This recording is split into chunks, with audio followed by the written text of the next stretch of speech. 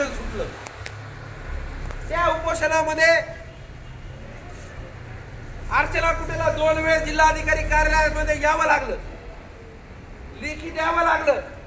यशवंत कुलकर्णीला सुद्धा यावं लागलं, लेखी द्यावं लागलं। ते व्हिडिओ सुद्धा फेसबुक वरती आहे, बघितलेले आहेत का तुम्ही? म्हणजे आमरण उपोषण 8 दिवसाचं केलं। त्याच्यानंतर ज्या अखत्यारीमध्ये हा विषय येतो, जिल्हा उपनिबंधक कार्यालय DDR यांना निवेदन दिलं, त्यांच्या मार्फत ते म्हणले राज्य सहकार आयुक्तांची तुम्ही भेट घ्या। त्याच्यानंतर मी राज्य सहकार आयुक्त पुणे या ठिकाणी गेलो, त्याच्यानंतर केंद्रीय निबंधक दिल्ली या ठिकाणी मी गेलो। हे करत असताना दुसरा आमरण उपोषणाची वेळ आली। मी दुसरा आमरण उपोषण छत्रपती शिवाजी महाराजांच्या पुतळ्यासमोरही 8 दिवसाचं केलं। तिथं 20 लोक, 30 लोक, 50 लोक फक्त तिथं यायची। अपेक्षा होती की कमीत कमी 1000-2000 लोक तिथं यायला पाहिजे। आणि मित्रांनो, हे सांगणं ह्याच्यासाठी आहे की आपल्या कष्टाचा आणि घामाचा पैसा जर आपल्याला मिळवायचा असेल तर आपल्याला न्यायालयीन संघर्षाबरोबर रस्त्यावरचा संघर्ष करावा लागणार। परंतु एक पोरग उपोषण करतंय, ते उपोषण करतंय, जे होईल ते होईल अशी भावना आज प्रत्येकाची झालेली आहे। परंतु आशानं पैसे मिळणार नाहीत। आमरण उपोषण करत असताना त्या ठिकाणी ठेवीदाराच्या वतीनं रस्ता रोको करण्यात आला। रस्ता रोको कसा असतो? रस्ता रोको ज्यावेळेस आपण म्हणतो तर त्या वेळेस संपूर्ण वाहतूक ही ठप्प झाली पाहिजे। माझं उपोषण चालू असतानाचा रस्ता रोको असे बसले की असे 5 मिनिटात उठवलं तुम्हाला पोलिसांनी, उठवलं का नाही? बरोबर, त्याला रस्ता रोको म्हणत नाहीत। मग ते उपोषण तिथे SP, DYSP, आर्थिक गुन्हे शाखा सगळ्यांनी मला लेखी दिला आणि तुमच्या विनंतीचा मान ठेवून मी परत 8 दिवसाचं उपोषण सोडलं। त्याच्यानंतर मला वाटतं आपण परत लोकशाहीर अण्णाभाऊ साठे चौकामध्ये, इकडे ती खाली लोकशाहीर अण्णाभाऊ साठे, तिकडे लेडीज लोकशाहीर अण्णाभाऊ साठे रस्ता रोकोचं आयोजन केलं। त्या रस्ता रोकोला छत्रपती शिवाजी महाराजांच्या पुतळ्यापासून आपण पायी अण्णाभाऊ साठे चौकापर्यंत आलो आणि आतापर्यंतच्या बीडच्या इतिहासामध्ये कधीही न झालेला रस्ता रोको म्हणून त्या रस्ता रोकोची नोंद घेण्यात आली। आणि जोपर्यंत कलेक्टर त्या ठिकाणी येत नाही तोपर्यंत आम्ही रस्ता सोडणार नाही ही भूमिका आपण घेतली। आणि त्याच्यानंतर यशवंत कुलकर्णीला अटक झाली, बबन शिंदेला अटक झाली, राजस्थानीच्या बियाणीला अटक झाली। हे कधी झालं? साठे चौकातला रस्ता रोको झाला। रस्ता रोको कसा असतो हे तुम्ही दाखवून दिलं। आणि बीडच्या प्रशासनाच्या वेळेस आपण जी निर्णायक भूमिका घेतली की आम्ही इथून उठणार नाहीत। बीड शहरातला एकही असा एरिया नव्हता की त्या दिवशी तो पॅक झाला नव्हता। म्हणजे सांगायचं तात्पर्य एवढंय की जोपर्यंत आपण एकीनं संघर्ष करणार नाहीत, ताकदीने लढणार नाहीत, तोपर्यंत आपल्याला आपल्या पैशाचा मार्ग मोकळा होणार नाही। आज आपण प्रत्येकाच्या घरामध्ये टीव्ही चॅनल्स आहेत, हातामध्ये स्मार्टफोन आहे। स्मार्टफोनवरती फेसबुक उघडलं तरी बीडची घटना आहे। कुठलाही टीव्ही चॅनल लावलं, मला वाटतं सकाळी उठल्यापासून रात्री झोपेपर्यंत बीडचा विषय चालू आहे। बरोबर आहे? मस्ताजोगची घटना ही निंदनीय आहे। त्या घटनेचा तर मी प्राथमिक निषेधच करतोय, परंतु त्या घटनेमध्ये एका सरपंचाचा बळी गेलेला आहे, तसा या मल्टी स्टेट मध्ये माझ्या 100 ठेवीदारांचा बळी गेलेला आहे। एक बळी गेल्यानंतर जो रस्त्यावरती संघर्ष झाला, त्या संघर्षामध्ये आज SIT ची नेमणूक झाली आहे, CID ची नेमणूक झाली आहे, फास्ट ट्रॅक वरती प्रकरण चालणाऱ्या आरोपींना अटक झाली आहे। मल्टी स्टेट मधले 100 लोक मृत्युमुखी पडलेत। कुठं प्रकरण चाललंय? कुणाला अटक झाली आहे? अटक झाली, त्यांना सगळ्यांना व्यवस्थित ट्रीटमेंट चालू आहे, ह्याच्याकडे कुणाचं लक्ष आहे का? आमचे बांधव गेल्या 8 दिवसापूर्वी शिर्डीला गेले। मी याच्या अगोदरच्या बैठकीत लाईव्ह मध्ये सांगितलं होतं ज्याला जे करता येईल ते करा. मी असा व्यक्ती आहे जो करतो त्याच्या कधीच आडव्यामध्ये जात नाही. ज्याला जे करायचंय ते करा, परंतु ते कुठेतरी मुद्द्याचं असलं पाहिजे. आज मी कोणत्या नेत्याबरोबर निवेदन देऊ, फोटो काढू शकत नाही मला सांगा. मी जर ठरवलं की 5 जणांना घेऊन जाऊन मला मोदी साहेबाला भेटायचंय, मी मोदी साहेबाला भेटू शकतो, निवेदन देऊन मी फोटो काढू शकतो, परंतु त्याच्यातून मार्ग निघणार आहे का? नाही. आपल्या बीड जिल्ह्याचे आमदार सुरेश अण्णा धस यांनी विधान भवनामध्ये हा प्रश्न मांडला, बरोबर? टीव्ही चॅनलवर बघितला असेल ना. परंतु त्यांनी तो प्रश्न मांडण्याच्या अगोदर सखोल माहिती माझ्याकडून घेतली. किती ठेवीदार आहेत, किती मल्टी स्टेट आहेत, किती लोक मृत्युमुखी पडलेत, की सगळा सारांश मी ज्यावेळेस अण्णाला दिला त्यावेळेस अण्णांनी त्यांच्या पद्धतीनं प्रभावी पद्धतीनं तो विषय मांडला. तो विषय मांडल्यानंतर मला त्यांनी हेही विचारलं अजून हे कुणाला दिलंय. मग मी त्यांना सांगितलं की हा विषय नितेश राणे साहेबांकडेही माहिती, त्यांनी वेळोवेळी फडणवीस साहेब, एकदा फडणवीस साहेबांची वेळही मिळाली होती आपल्याला बैठकीला, बरोबर? परंतु अचानक काहीतरी महाराष्ट्रामध्ये कुठं ना कुठं अशा घटना घडतात आणि मग तेच जर तिथे नसते, नुसतं जाऊन जर मला फोटो काढायचा आहे आणि आता मला एक अनुभव आलाय नुसतं फोटो काढून काही होत नाही.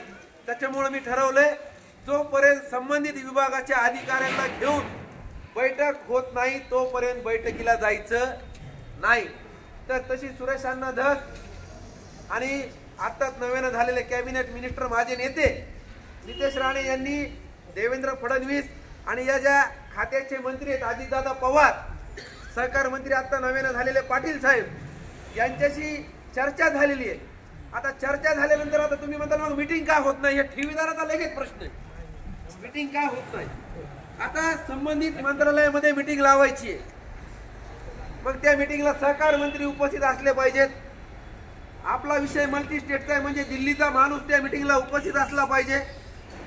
राज्य सहकार आयुक्त त्या मीटिंगला उपस्थित असला पाहिजे. बीड जिल्ह्याचे जिल्हा उपनिबंधक ज्यांना आवसायक म्हणून नेमलेलं आहे ते आवसायक त्या ठिकाणी उपस्थित असले पाहिजेत.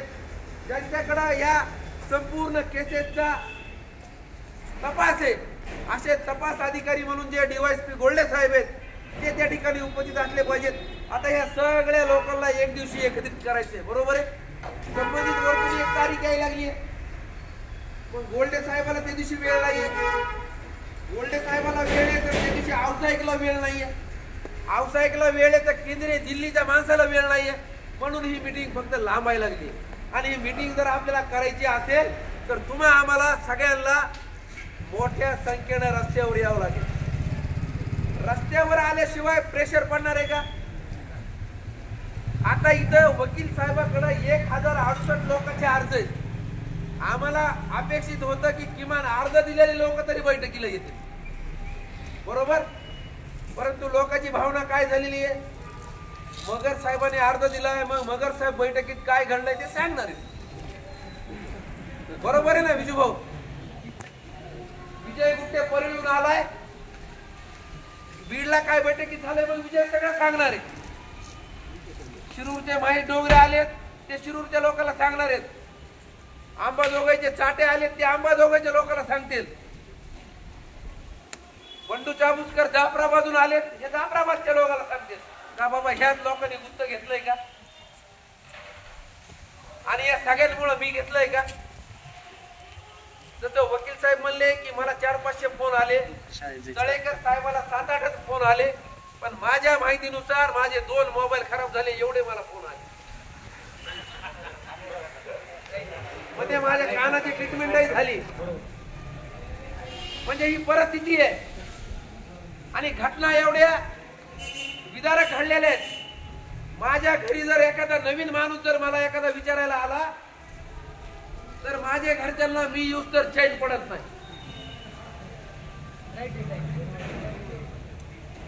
मला जर एखादा व्यक्ती घरी विचारायला आला की कुठे तो घरच्यांच्या ओळखीचा नसतो. ही जी घटना घडली आहे मसाजोगची, तेव्हापासून मला जर एखादा नवीन माणूस जर विचारायला आला तर माझ्या घरचे बेचैन असतील. त्याच्या मागचं कारण सांगतो. सुरेश कुठे कुठे, चंदूलाल बियाणी कुठे, साईनाथ परभणे कुठे, बबन शिंदे कुठे, यशवंत कुलकर्णी कुठे, त्यांचे नातेवाईक मला काय म्हणत असते. परवा दिवशी आमच्या एका राजकीय मित्राची कोर्टामधून बेल झाली, तो जेलमध्ये होता. तो मला आवर्जून फोन केला, मला तुला भेटायचंय. मी म्हणलं काय झालं. मला म्हणला मी 4 दिवस जेलमध्ये होतो म्हणले. कुठे भेटले. परभणे होता म्हणले, तिथं शिंदे होता. मी म्हणलं मग. मला म्हणले काय नाही, फक्त तुझ्या नावाचा जप चालू असतो. ह्यांनी जर आंदोलन केलं नसतं, एवढ्या मोठ्या प्रमाणामध्ये आंदोलन नेलं नसतं, तर आम्हाला एवढ्या लवकर अटक झाली नसती. आज ह्यांच्याकडे किती पैसे आहेत. आज तुम्हाला तुमच्या पैशाचं पडलेलं आहे, माझ्या जीवाचं. तुमच्या जीवावर मी डिरिंग केलेली ना. मी त्यांना घाबरत नाही आणि मी ज्यांचा कार्यकर्ता आहे ना त्यांच्यामुळे तर मी कुणालाच घाबरत नाही. परंतु ही शक्ती अशी पाठीमागे राहिली पाहिजे. मी ह्यांना घाबरत नाही, मी फक्त हे तुम्हाला सांगितलं. मी ह्यांना घाबरत नाही, ह्यांच्या धमक्याला घाबरत नाही. मला काय धमक्या आल्या नव्हत्या का. आंदोलन करत असताना मला धमक्या आल्या, माझी बदनामी केली, मला गाडी दिली म्हणले. गाडी दिली ना औरंगाबादला ठेवलेली म्हणले, ती बीडला जागाच नाही. बरोबर का मगर साहेब. ही चर्चा कोण करत होत. त्यांचे कर्मचारी, त्यांचे नातेवाईक. आता का करीना चर्चा. प्रशांत शिंदे नावाचे त्यांचे वकील, त्यांच्या वकिलांनी नोटीस पाठवली औसायकला. नोटीस वाचली का कोणी. त्या नोटीस मध्ये त्यांनी माझा उल्लेख केला की सचिन उबाळेला आतमध्ये घेऊन जायचा काय संबंध, हा अधिकार कुणी दिला. अरे सचिन उबाळे हा भारताचा नागरिक आहे. सचिन उबाळे मल्टीस्टेटच्या विरोधामध्ये लढा उभा करणारा एक लढवाई आहे आणि सचिन उबाळे बरोबर सगळे ठेवीदार आहेत. आता हळूहळू मला हे बी कळायला लागले की माझ्या बी घरातले पैसे. आतापर्यंत मी जे म्हणायचो की माझा 1 रुपया नाही, माझ्या कुटुंबातला 1ही रुपया नाही, परंतु माझ्या चुलत्याचे, माझ्या मावशीचे, आता ते हळूहळू सांगायला लागले की आमचे बी पैसे. आणि अजूनही तसाच वर्ग आहे की तो समोर यायला तयार नाहीये. परंतु संघर्ष केल्याशिवाय आपल्याला आपले पैसे मिळणार नाही. माझे मित्र मला डोंगरे साहेब मला हमेशा म्हणतात की भैया ह्या विषयातून आता तुम्ही लेफ्ट व्हा, आता तुम्ही सगळं आणून सोडलंय, औसायक आणलाय. परंतु मी त्यांना सांगितलं की खरी लढाई आता चालू झाली. आता वकील साहेबांनी जे सांगितलं की औसायकाच्या तिथं मुंडक्यावर आपल्याला जाऊन बसावं लागल. अरे मला इथं सांगायला अभिमान वाटतो, तुमच्या ताकदीमुळं औसायकाची ज्या दिवशी नेमणूक झाली, औसायकाचा पहिला फोन मला होता, साहेब मला सांभाळून घ्या. म्हणलं आम्ही तुम्हाला सांभाळायला 100% तयार आहेत. हे लवकर मार्गी लावा आणि लवकर पैसे कसे भेटतात हे बघा. आता ह्याच्यामधल्या 1 महिन्यापासून मी पण जास्त व्हॉट्सअप फेसबुक वरती मेसेज टाकत नाही. त्याचं कारण सांगतो. मी माझा मोबाईल जेवढा वेळ बंद असेल तेवढ्या वेळेस फोन वाजत नाही. आंघोळ केली, कपडे घालूच तर फोन चालू. काय झालं पैशाचं, काय झालं पैशाचं, हा पहिला प्रश्न मला. तुम्ही म्हणले होते 2 महिन्याने आता येणार आहे. ते मानपूरवाडीचे बाबा बी आलेले का तिथं आहेत का.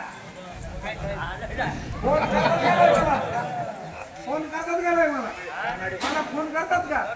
फोन केल्यावर काय म्हणतात,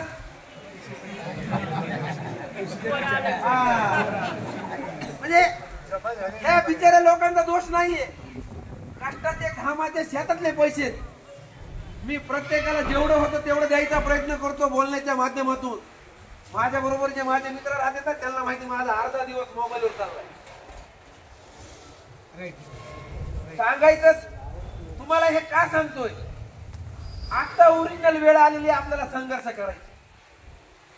मला सांगा एखादी घटना घडली तर CID CBI हे सगळं लागले. अरे ज्या दिवशी विधानसभेची निवडणूक लागली होती, मतदानाच्या 3 दिवसाच्या अगोदर तुमच्यातला तुमचा एक भाऊ आमच्या इथं पालीचं धरण आहे मोठं, त्या धरणामध्ये त्यांनी आत्महत्या केली. माडेकर नाव. आत्महत्या केल्यानंतर सरकारी दवाखान्यामध्ये आम्ही गेलो. तुमच्या जीवावरती मी बी फॉर्म भरला होता, त्याचं काय झालं तुम्हाला ती मी सांगणार. मला आमदार व्हायचं नव्हतं, मला फक्त एक दाखवायचं होतं की ठेवीदारांचं हे मतदान आहे आणि हा एक आंदोलनाचा भाग आहे. परंतु तिथं सुद्धा आपण नापास झालो. मतदानाच्या 2 दिवसा अगोदर माडेकर नावाच्या ठेवीदारानं पालीच्या धरणामध्ये उडी मारून आपलं जीवन संपवलं. जसं आम्हाला ती माहिती कळली, आम्ही सरकारी दवाखान्यामध्ये गेलो, त्यांची डेड बॉडी पाहिली. तिथून ग्रामीण पोलीस स्टेशनला आलो. ग्रामीण पोलीस स्टेशनच्या पीआयला संपूर्ण माहिती दिली. हा ठेवीदार आहे, ह्याने आत्महत्या केली आहे, तसाच क्लेम करा.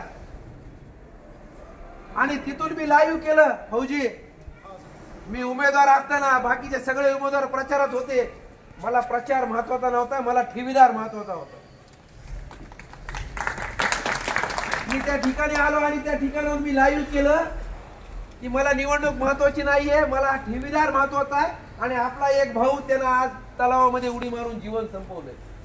मला अपेक्षित होतं की माझे ठेवीदार बंधू कमीत कमी तिथं 400-500 लोक जमा होतील. पण सरकारी दवाखान्यामध्ये आणि पोलीस स्टेशन मध्ये त्याच्या 3 भावाशिवाय आणि माझ्या 4-5 मित्राशिवाय कुणी आलं नाही. राजाभाऊ, दुर्दैवी घटना आहे. म्हणजे ह्याचा अर्थ काय? तुम्हाला पैशाची गरज नाही. त्या व्यक्तीचा सकाळी अंत्यविधी आहे. असं वाटलं कमीत कमी त्या अंत्यविधीला तरी ठेवीदार येतील, परंतु तिथं सुद्धा ठेवीदार दिसला नाही. मी हे का सांगायला लागलोय?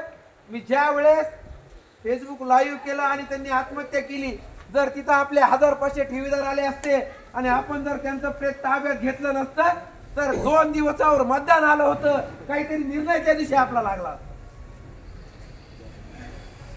परंतु माणूस मेला तरी तुम्ही येईना. मग त्या दिवशी मला असं वाटलं की आपण किती ओरडलो, कितीही आमरण उपोषण केली, कितीही रास्ता रोको केले आणि कितीही निवेदनं दिली, तरी ठेवीदारांना काही गरज राहिलेली नाही. परंतु परत हा प्रश्न मला झोपू देत नाही. कारण येणारा वर्ग येतोय, काड्या करणारा वर्ग काड्या करतोय, मिसगाईड करणारा वर्ग मिसगाईड करतोय. परंतु आता ह्या लोकांना गरज आहे. मगर साहेब, आता भोकरदन, जाफराबाद, परळी, अंबाजोगाई, शिरूर, गेवराई, माजलगाव, पाटोदा ह्या गावावरून लोक आलेत. आता या माझ्या माता मावल्या इथं आल्यात. काही ह्यांनाच गरज आहे का फक्त? आता आणि मीटिंग झाल्यानंतर व्हॉट्सअप, फेसबुकवर असे मेसेज टाकीतील बाबा, जस काय त्या मेसेजवरच पैसे येणार. मेसेज असा असतो की केंद्रीय मिनिस्टर अमित शाह यांना भेटलं पाहिजे. अरे भेटलं पाहिजे तर तू ये ना पुढं, तू ये, आम्हाला भेट, आम्हाला सांग कधी जायचंय त्यांच्याकडं. हे केलं पाहिजे. उपदेश देणं गरजेचं नाहीये, कृती करा. त्या व्हॉट्सअप ग्रुपवर नुसते उपदेश आहेत, हे केलं पाहिजे.